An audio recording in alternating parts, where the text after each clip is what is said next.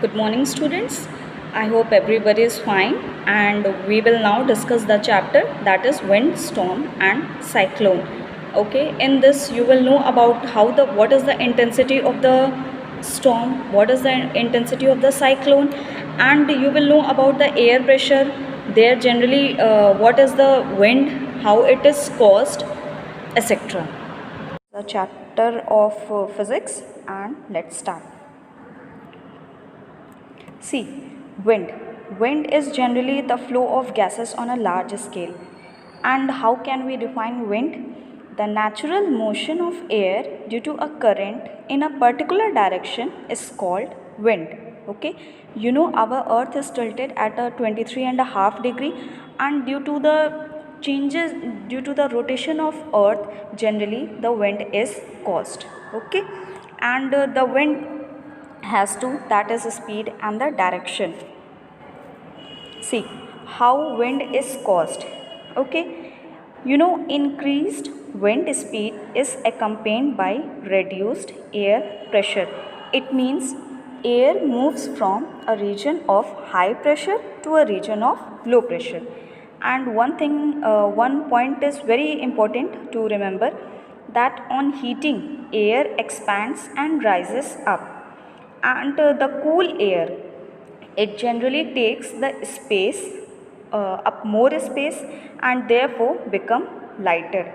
Okay, so warm air generally rises up, and to fulfill the space, generally cool air comes comes near the warm air. Okay, see how air exerts pressure. You know the air around us exerts pressure.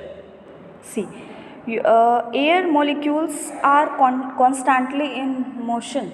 How can we say that? You know, air generally consists of mixture of gases, and you know, in gases, the spaces between them, the intermolecular spaces between them is very large.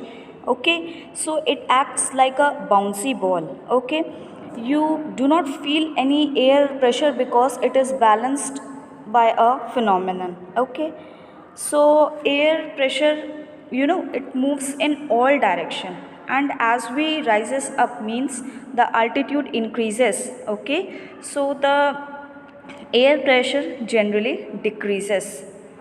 Okay, see, for measuring wind, for measuring wind, it, its speeds and direction, there are various measures have been taken. Like traditional methods were used, now modern methods are used.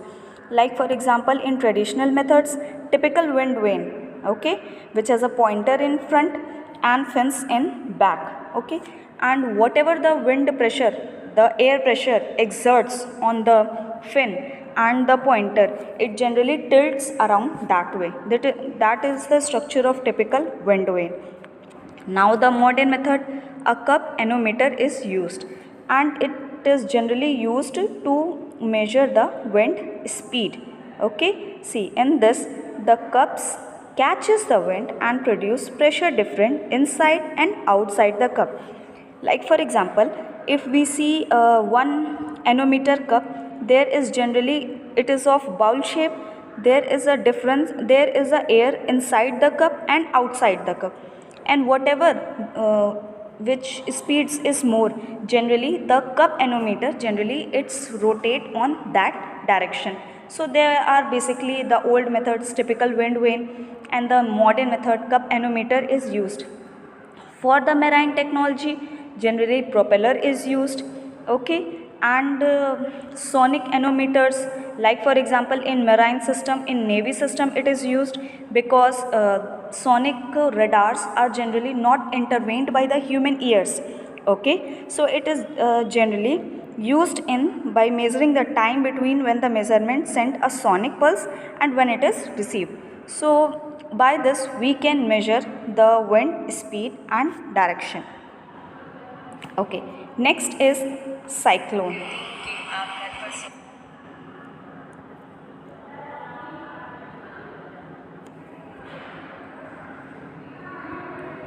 So you can see that in a cyclone, the center of a cyclone is a calm area that is known as the eye. It has a diameter of about 10 to 30 kilometer. ठीक है.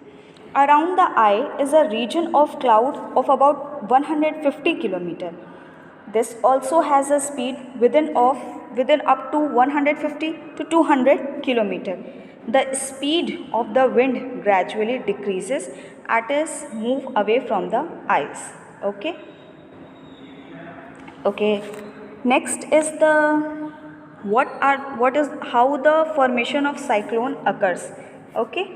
See, when the air pressure around the eye drops, okay, so what happens, the cool air rushes towards the center of the storm. This causes low pressure system accompanied by a strong wind that swirls around it, and this is the process how the formation of cyclone occur. Okay. See this now, the effect of cyclone. The main effect of cyclone includes heavy rain, strong wind, large storm, surge at landfall, and tornado. Tornado is a type of cyclone. Okay, and its size varies from generally from small to large. Okay, and for the study and how the cyclone occur, generally oxygen 18 isotope is generally used. Okay. Next is a storm. You know, a storm is any distributed state of an environment or astronomical body, atmosphere especially, affecting its surface and strongly implying severe weather. Okay, and generally in storm there is heavy precipitation, snowstorm, heavy freezing rain. These are all the characters of a storm. Okay, and storm generally leads to negative impact on life and property. Okay, in storm there is a surge, heavy rain or snow. Okay, which generally what it impacts, it results in the flooding. Okay, and generally landslides occur in storms.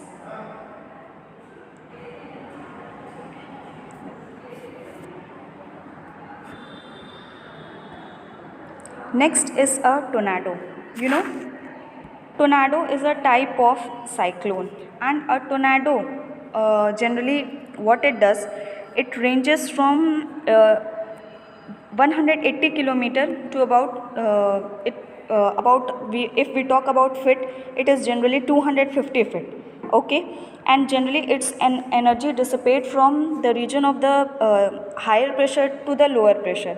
Okay, the most extreme tornado can attain wind speed of more than 300 miles per hour, means 400 kilometer per hour, stretch more than 2 miles, 3 kilometer across, and the speed is generally very high, and it causes large of destruction of life properties. See, formation of tornado. See, there are various meteorological departments which is generally related to how the disasters occur. Like for earthquake, like Richter scale. In this, it can measure the seismic waves, where what is the epicenter of an earthquake. So there is also a department for the formation for how the tornado occurs, that is called RFD.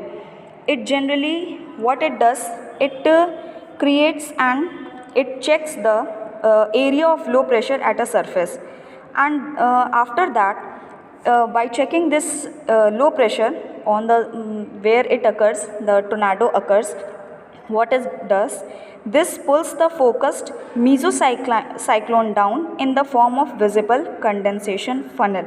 Okay, what it does, it generally attracts all the dust particles, winds, and what happens, it throws all the material at a very high speed on a surface. Okay, because generally the pressure is very high, and so that's why it generally throws all the substance, all the particles, or all the heavy objects on the surface, and by this generally the funnel cloud begin causing damage to the ground, becoming a tornado within a few minutes of the RFD reaching to the ground. Next is effects of tornado. Generally, tornado affects the environment by destroying building and trees. Tornado has a large effect. How? Because it throws the substance, and it generally, when it is throwing any substance, it generally kills animals. And after that, when any animal is affected, it generally, what happens, it will disturb the ecology of the nature and will affect the food chain. Okay, and what will it do? And it will disrupt the whole environment. Tornado destroys farm, which means there will be a food shortage around the surrounding area. And it has been observed that if any disaster occur, after natural disaster occur, if tsunami came, after that, after 2 to 3 days, cyclone will occur or earthquake will occur. So there is a continuous chain. If any of the natural which intensity is very high, it generally affects or affects the livelihood of an organism. So one natural disaster occur, then second, then third. It is a continuous chain. Why? Because the plates between the earth get changes, their current, what is tectonic plates, their currents changes. So that's why earth's center become weak. So that's why disasters are very common among first, second and third. Okay, see, this is the average speed of the cyclone is 200 kilometer to 280 kilometer per hour. The average speed of tornado is 48 to 112 kilometer per hour. The highest speed of cyclone ever recorded was 408 kilometer per hour. The highest speed of tornado ever recorded was 500 kilometer per hour. That means it has a very large intensity that is recorded. Okay, at the last, that is the Odisha cyclone. Odisha cyclone, also known as cyclone 05B and Paradip cyclone. That is the strongest cyclone ever recorded in North Indian Ocean. Okay, and the date was, the year was 1999. Okay, and this generally what it does, it was observed on October 25. It moved to the northwest and became a tropical storm on October 26. Then again the date increases, the cyclone on October 27, then October 28, and after that on October 28 it becomes very severe cyclone, and the peak was 160 mph mega per hour or 260 kilometer per hour. Okay, this is a very high intensity ever recorded. Okay, so see, there is various safety measures, okay, to avoid these natural disasters. Okay, see, safety measures and role of advanced technology. Steps to follow if a storm is followed by lightning. If lightning is occur in the storm, so there are various safety measures. First, avoid taking refuge under isolated trees. Second, if in a forest, seek shelter under a small tree. Okay, you should not lie on the ground. Fourth, do not try taking cover under an umbrella. Avoid sitting near metal shed or open garages. Next is, if you are in a water, rush out. Okay, after that, a car or a bus is a safe place to take a cover. And at last, never go through electricity lines. Okay, it will damage you. So there is a various safety measures which should be taken while if a storm is occurring or that. Okay, at the last you have understood the chapter, that is wind, storm and cyclone. What is the how is it caused, what is the intensity. I hope you have understood the chapter, study it properly, and if you have any doubt, please upload on the WhatsApp group or on the link. Okay, I will answer it. Thank you.